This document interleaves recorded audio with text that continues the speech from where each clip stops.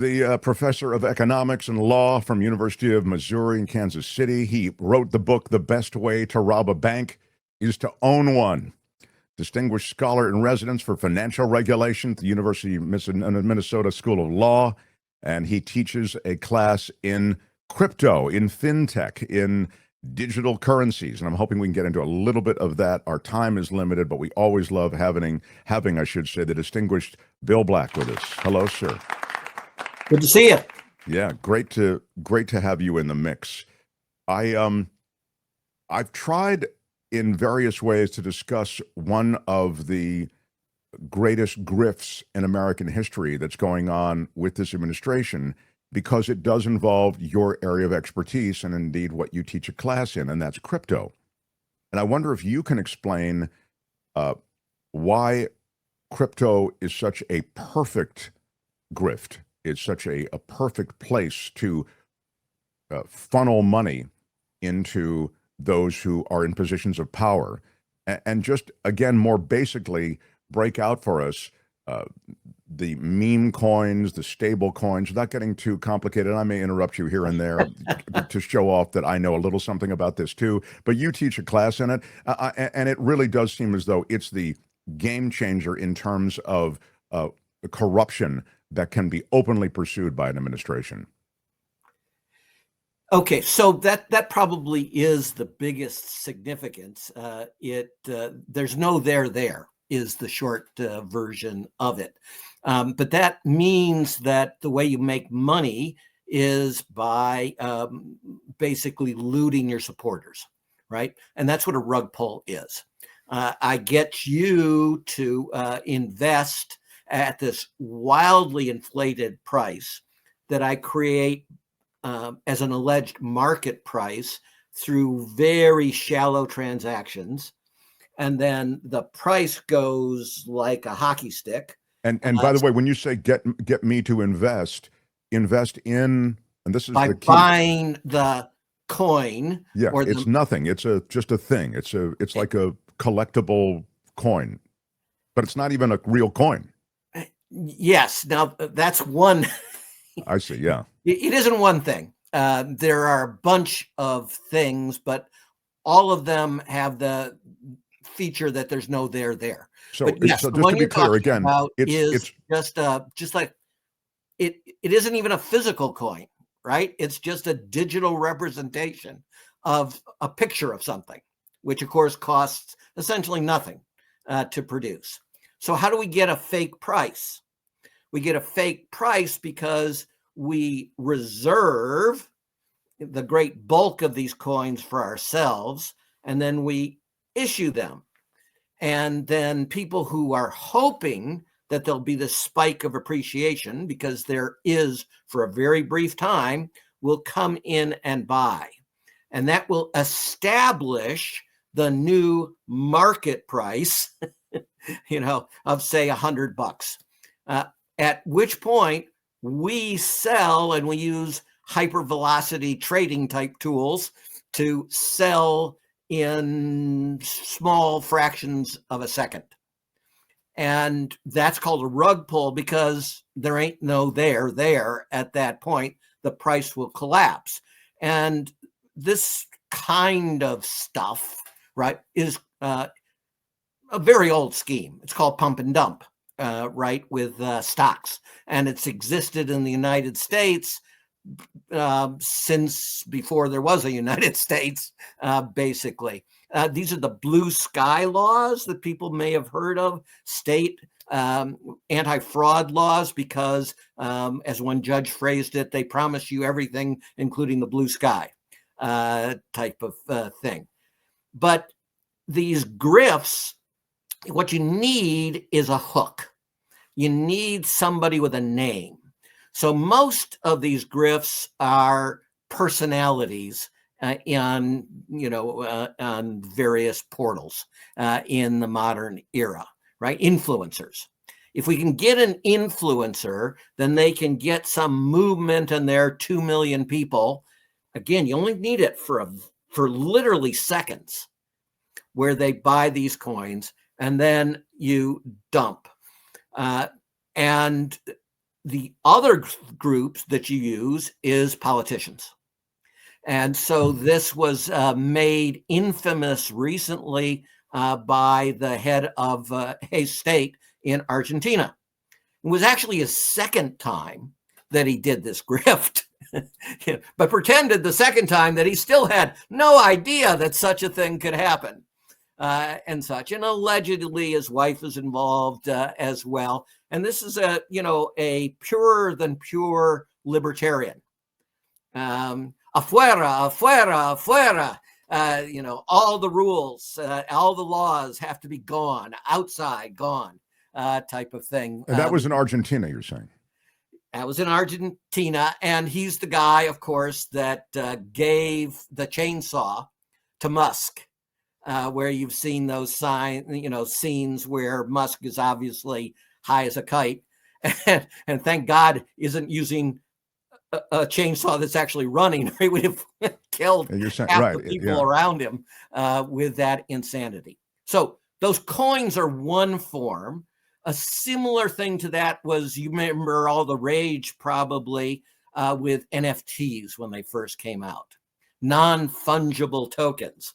Now, fungible means they're not allegedly identical, but they're just created by AI, and they just tweak a slightly different brush stroke, which isn't even a brush stroke, it's a digital stroke. Sure. And then yours is unique, but it's just a stupid picture. I mean, there's no even art in it. But there was tremendous demand. I mean, those things were going for hundreds of thousands of dollars. Right. For 3 months right. In that case, because celebrities are incredibly stupid about such things. And so a grift can last longer among people that have immense amounts of money and nothing to do it with. And, it became the thing in parties and such. You could only come if you had one of these stupid monkeys. That's right. No, the boat shop or whatever it was there. Yeah, with the monkeys, what you're talking about. Yeah. So that too is a variety of the scheme. So you're saying that's just another iteration of the same scheme, is what you're saying. Those are, but there are other varieties where you actually create a transaction. A device could do a transaction. Bitcoin is obviously the most famous, but there are a number of competitors. Those things, of course, you don't see people buying lunch with Bitcoins for an obvious reason. It takes too long to clear the transaction. So, you would have eaten your meal and be gone before the thing would necessarily clear, especially if there's a lot of Bitcoin activity, which happens whenever the prices rise or fall sharply. But it also costs something on the order originally of 10,000 times what it cost Visa to close a transaction. Oh, I see. Okay. So, and that's the energy. That cost is in the form of energy usage for really stupid purpose. We use all of this sophisticated microprocessor time not to solve a real problem. Like, NASA could actually use processing time to do interesting stuff in physics. This is just finding a random number. And there's no strategy to it. It's just all brute force. So there's no gain to the world from it. So you don't spend Bitcoins because what you're doing is hoping the price will rise, right? It would be stupid to spend your Bitcoins even apart from the transaction costs and buying a sandwich. So that was out there. It was supposed to become the brave new world of tech. And it, of course, hasn't, but it has made a number of people wealthy. Well, let me just ask you about this, because it's a big part of our culture now, and certainly our political culture now, informed by a lot of this, with Trump having actually put American assets into a digital coin reserve. I mean, we're buying a bunch of this stuff that doesn't exist. It's just a dumping of taxpayer money into this less than legitimate, is what it sounds like you're saying or implying, area of monetary stuff, things related to money, but I don't, again, it's sort of amorphous. But isn't it the case that Bitcoin is used transactionally in some places, that there are ways in which, and I guess you're going to get to that because that's probably the grift. But where you have a legitimizing, if you will, of the digital coin because it is used, at least certain kinds of coins. There's so many, there's Solana and all of these other different ones. But the Bitcoin, just to use it as an example, seems to have established itself as something of a transactional currency, at least in some cases. Yes. And so for really big transactions, the fee, while it's, higher, is trivial. If you're moving millions of dollars, the transaction cost is very small. So when you want more anonymity from governments that might be looking, and you can imagine some legitimate circumstances, but it mostly means because you're doing something sleazy, then yes, that is used. Then you have stable coins, which we should have a whole show on, which are not stable. The first big stable coin lasted all of about 15 months. But this is another thing, and this is very Silicon Valley. And again, we lived there for 20 years. They always do manifestos. So and these manifestos purport to be sophisticated economically. And you go, oh, dear God. Because the stable coin is supposed to be linked to a stable currency. And so you're saying that's kind of covered in their manifesto. To a basket, sometimes to a particular one. But in that case, why not just have the currency? That's so old school, Doctor. I'm not surprised. Get with it, Doctor. Get with it, Professor. Come on now. Yeah. I call myself Bill, by the way. Whatever. I'm just saying, get with it, Professor. Polite is fine by me. Professor Bill, how dare you, with all of your degrees, suggest that we just deal with an actual currency instead of a digital currency? But let me come back to your point. All right. So, because this is only the beginning of the scam. So, first, how did we end up with various crypto? Because we bring prosecutions. And they are proceeds of the fraud. So the United States actually has a bunch of crypto, right? And indeed, Trump is screaming, how dare prior administrations, when they got it, they would sell it. They should have held it.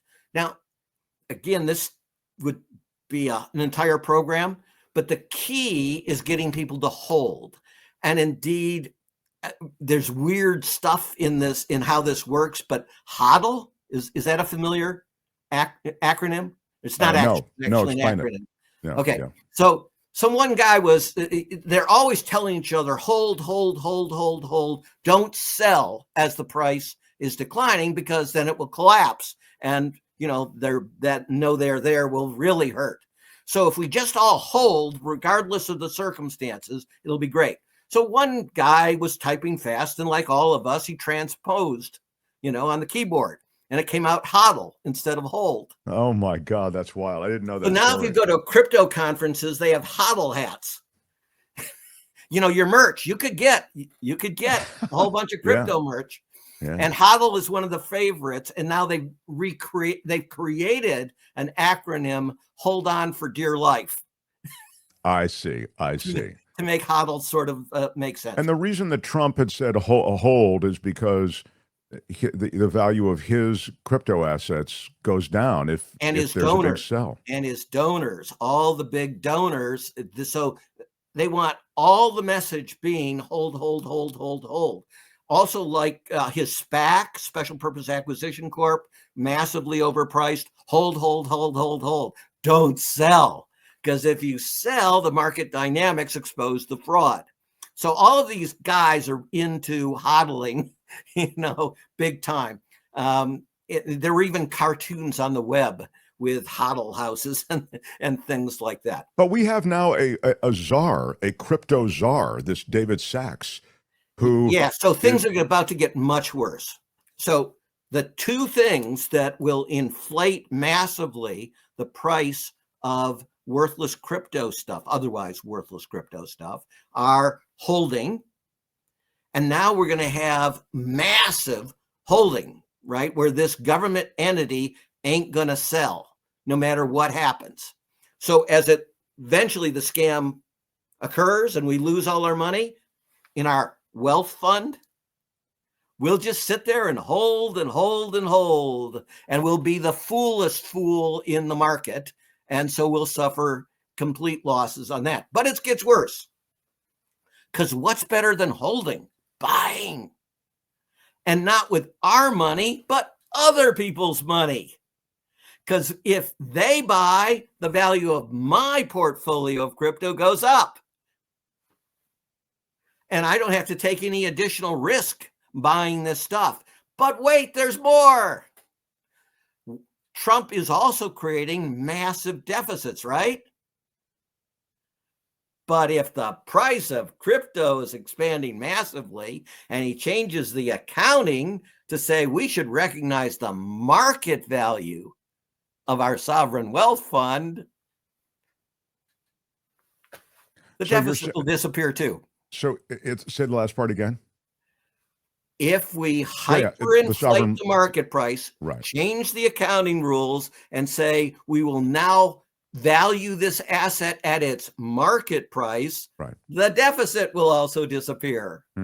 Yeah, I just want people to hear that its impact on the deficit is illusory. The whole thing is kind of an illusion. Yeah, it's all scam. Yeah, but it's interesting to see it but legitimized. As long as we buy, and the United States can buy, unbelievable amounts of crypto. And there's been less and less in the way of regulation. There was crypto regulation under prior administrations, but that regulation has been removed under this administration. Yeah, so the pattern was very complex again, but there was no effective regulation. And the SEC was losing most of the court actions because the judiciary is very hostile to regulation. Plus, 18 Senate Democrats voted with the Republicans just, very recently to keep and expand crypto because these are massive donors. They're donors. It really, that last thing that Bill Black is saying should really underscore how the calls are coming from inside the House. That the terror is already there within the system. This broken political system, awash in money, can be taken advantage of by all of these wealthy donors. And this is the newest way, this world of crypto. As you say, in a way, it's just another iteration of a kind of corruption that's always existed since the beginning of time, but has really been permitted since Citizens United and all this and all the rest. What is your? I'm just kind of passing on stuff that I'm seeing in the chat, comments and questions, and one is about I'll just. CC Ryder says, ask Dr. Black if he thinks there is one safe, legitimate crypto exchange, given the Sam Bankman-Fried conviction. Yeah, I mean, are all the exchanges similarly exposed the way the Bankman-Fried was? I mean, that exposed to that kind of manipulation and corruption? No, but all of them are vulnerable. So here's what happens. I was a banking regulator for, a considerable time. You're sitting there with a crypto exchange. You have allegedly $10 billion in assets, right, at the supposed market price. And you're thinking, I'm a lot brighter than a banker. Bankers are old and dumb and, sort of Republican mossbacks and such. I'm a modern whiz kid type of thing. Bankers have to pay interest to get their money, right? Bankers are subject to all kinds of regulation. Bankers have taxes and fees. I got none of this. This is brilliant. I'll make a fortune. I'll become a banker because I know at any given time the float on this money that I only need maybe 1 in 20 bucks, right, of these alleged bucks. So they start lending and they go, well, it's easy to make money. I've got all these advantages compared to bankers that I've just explained. So I'll make a fortune. But of course, they're morons. and they don't know how to do banking. They don't know how to lend. And pretty quickly they get in trouble. So then they go to the next scam. And the next scam, well, there are many varieties of how you cover up these things, but that's when you get into the really big frauds and the massive losses. But here's the other thing.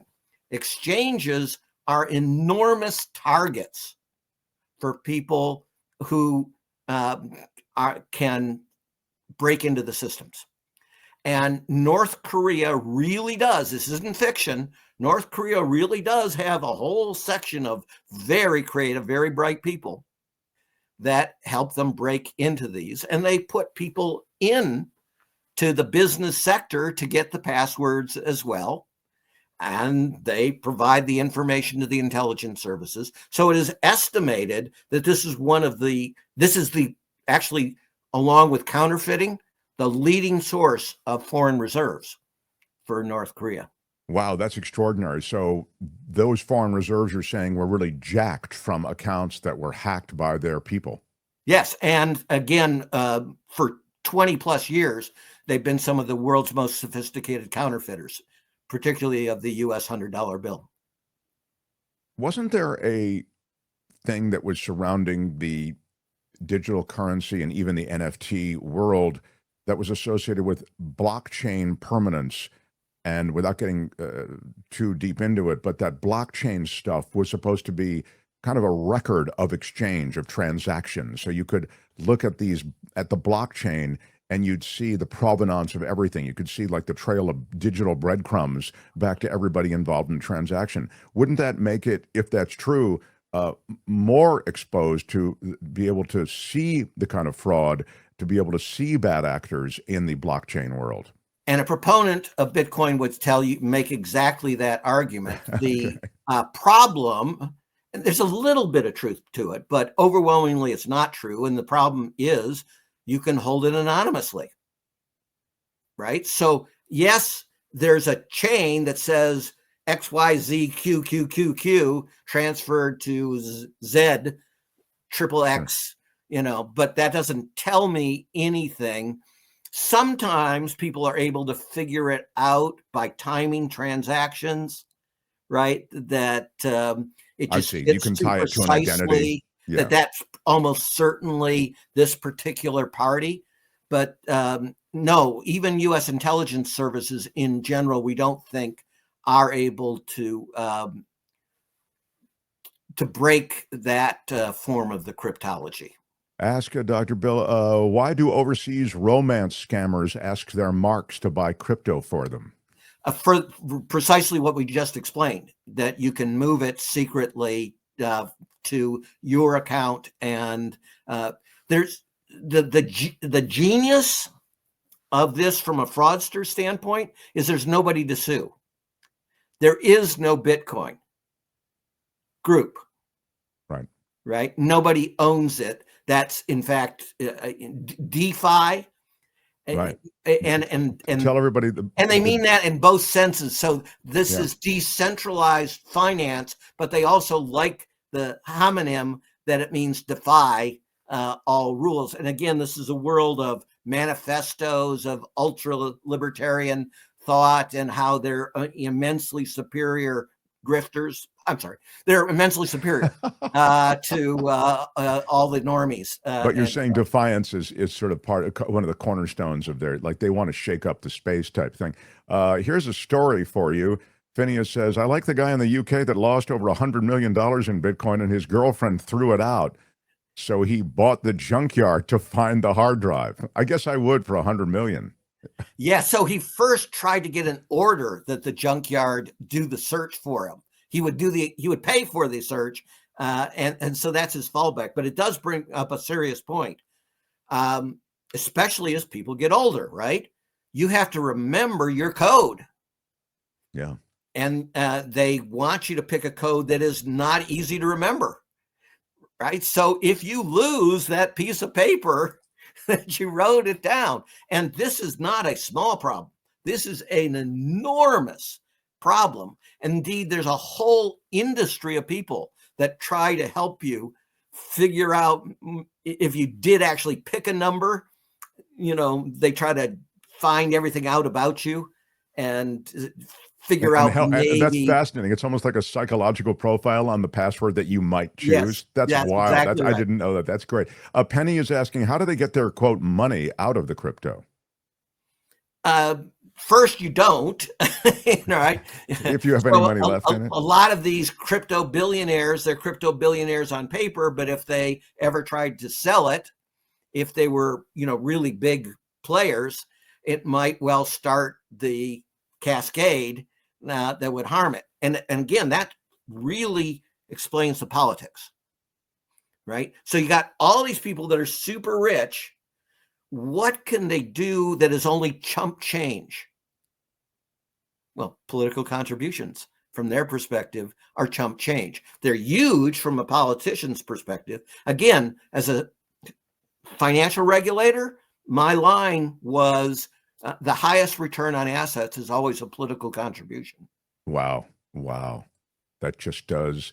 Well, look at Elon Musk. I mean, up until 10 days ago, he was getting everything he wanted. And, he still might be able to crawl back into the good graces of Trump. It seems like, I'm predicting that they'll be back dancing on the yellow brick road or the gold-plated road soon.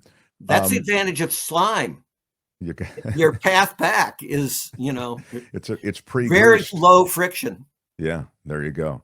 I've got to wrap up just our limited time, but this has been great. I've limited our conversation to this crypto world, even though you're such a brilliant economist and your window on everything is so clear. I really would love to look through it with you again, and maybe we'll move to something else. But I really today wanted to exploit the digital thing, because it just seems as though that digital world is picking up so much momentum. It is massive grift, and it even had a presence at this military parade. Over the weekend, Bill, they had there were sponsors. Coinbase is one of the sponsors of it, and that's just a crypto exchange, right? And soldiers were handing out, swag with those names on it. There is, exploit was exactly the right word, Mark. That is the operative word of the day. They exploit human weakness, and it pays really handsomely. And this is only the beginning, so we will see. Again, I'll mention Bill's book, and it's just he does all of this research and continues to be a vibrant force for exposing those things that are the realities. The best way to rob a bank is to own one, is the book. We have a picture of it there. How corporate executives and politicians looted the S&L industry. And I'll remind you that Bill Black was the whistleblower, federal whistleblower, involved in that S&L crisis. I'd love to do a separate conversation about that. So, talk about a guy with granular knowledge. So can we backburner that and do that the next time, maybe? Great with me. All right, good stuff. Bill Black, everybody. Thanks, Bill. Cheers. Wow. The Mark Thompson Show. That guy, you could talk to him for the entire week. He's just so deep with so much knowledge, Thanks, everybody, for your comments. Thanks, everybody, for your questions. Always helpful, and it's interesting to see that, from what I could tell from our chat, and I'm just glancing over when I could, that not too many people involved in the digital world. No? No, I didn't see a lot of people who are holding digital currency. A great guest says, La Macomeka. Did you mention that Trump is reporting that he's made more than $600 million from crypto, golf, and licensing fees? Well, I didn't mention that, and I'm glad you mentioned it. Yeah, that's fun. But Bill's kind of explained to you, how it happens with the rug pull and all the rest. But Trump reporting more than $600 million in income from crypto, golf clubs, licensing, and other ventures. This is a public financial disclosure report that was released on Friday. And again, I would suggest to you, and you'll pardon me for being a bit cynical, but this only is his public declaration. I'm guessing that there are other holdings. And of course, we know of the Trump held platform on which crypto is exchanged. That's the World Liberty. It's done with the son of the Middle East negotiator, who is a real estate mogul and pal of Donald Trump's. Again, I remind you that that's the guy who's negotiating everything. He's negotiating Middle East. He's negotiating Russia, Ukraine. This guy who background in negotiation? No, background in real estate negotiation. He's a real estate mogul. That's the guy who's navigating all the sensitive issues around the Middle East and around Russia and Ukraine. Google it. That's what's happening. Not Marco Rubio. Mr. Witkoff. Witkoff, Yeah. exactly. And his I son wonder- owns the platform with the Trump administration on which digital currency is traded. Liberty, World Liberty, I think it's called. I wonder if you have to pay taxes on monies gained from your crypto, or if you only have to pay taxes if you cash out your crypto, but if you hold it, you never have to pay taxes, and it makes it look like you're a billionaire when really you just have money sitting in crypto. Oh, that's exactly, and Bill's Yeah. saying that's exactly right. Yeah. Yeah. I mean, it's just like stocks on one level, but stocks are actually a piece of a real company.